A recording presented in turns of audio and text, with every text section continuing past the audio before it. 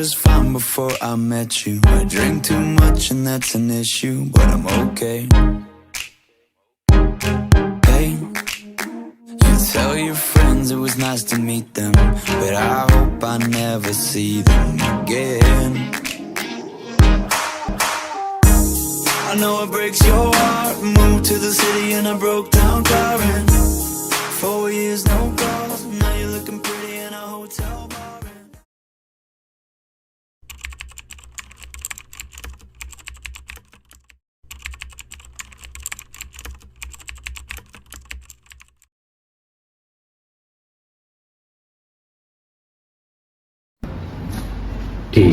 Pakai D itu kan penurunan decrease dengan increase kan. Jadi itu kan ya nanti dilacak lagi ya dengan istilah tapi yang jelas sudah ada penurunan dan pemakaian ketentuan moral.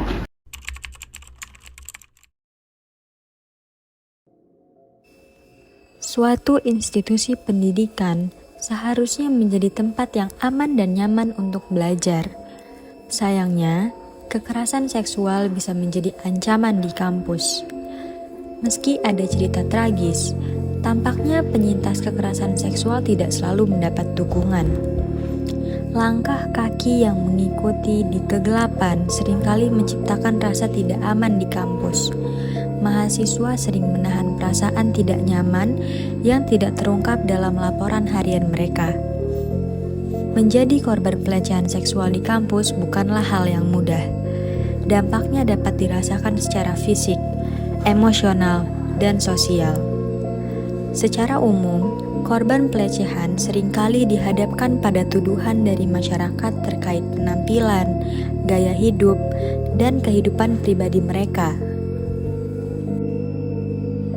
Menurut Anda, apa yang dimaksud dengan stigma terkait kekerasan seksual?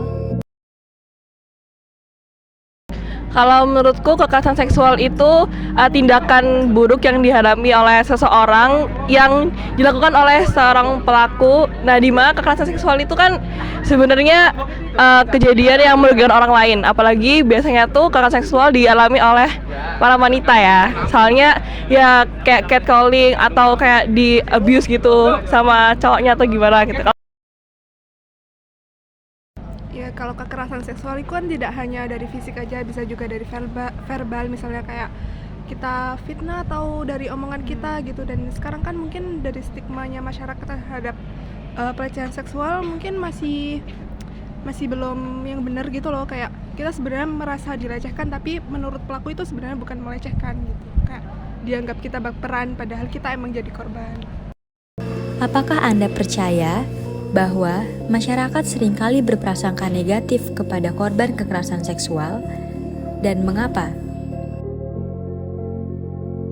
Ya, jadi kebanyakan korban yang mendapatkan kekerasan seksual itu orang anggapnya, wah dia ini pasti cewek yang gembenar gitu loh. Pasti pakaiannya dia pakai, pakaian lu terlalu mini nih, makanya lu bisa kena kekerasan seksual, bisa kena apa gitu.